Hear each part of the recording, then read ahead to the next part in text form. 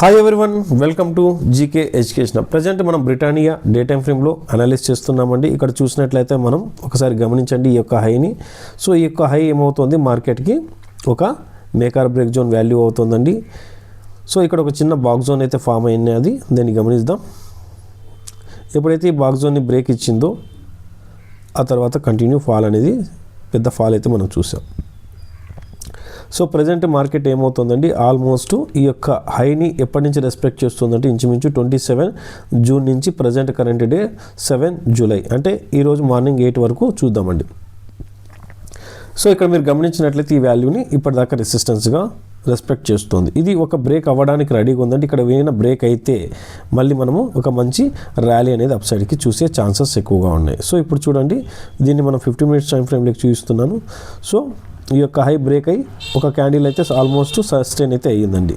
So ఇక్కడ 15 minutes time ఫ్రేమ్లో కూడా మీరు ఇక్కడ గమనించినట్లయితే చూడండి, మల్టిపుల్ టైమ్స్ ఇక్కడ కూడా 15 మినిట్స్ టైం ఫ్రేమ్లో కూడా ఇది రెసిస్టెన్స్గా మనకు వర్క్ అయింది. సో ఇప్పుడు మనం ప్రజెంట్ ఈరోజు ఈ యొక్క అబోవ్ సస్టైన్ అయితే అనే వర్డ్ యూస్ చేస్తున్నాను, గమనించండి. సస్టైన్ అయితే ఈ విధంగా మళ్ళీ ఒక అప్ సైడ్ ఆపర్చునిటీ అనేది మనకు ఉంది. ఒకవేళ సస్టైన్ అవ్వకపోతే డౌన్ సైడ్ చూస్తామండి. ఓకే ఫ్రెండ్స్, అర్థమవుతుంది అనుకుంటా. సో అండి, ఈరోజు బ్రిటానియాలో మనం ఈ విధంగా ట్రేడ్ చేయాలనేసి గమనించండి. ఇది ఎటువంటి బై ఆర్ సెల్ రికమెండేషన్ అయితే కాదండి, ఎడ్యుకేషన్ పర్పస్ మనము సపోర్ట్ చేస్తున్నాము. ఓకే ఫ్రెండ్స్, ఇక్కడ కూడా గమనించండి, ఇదొక వాల్యూ.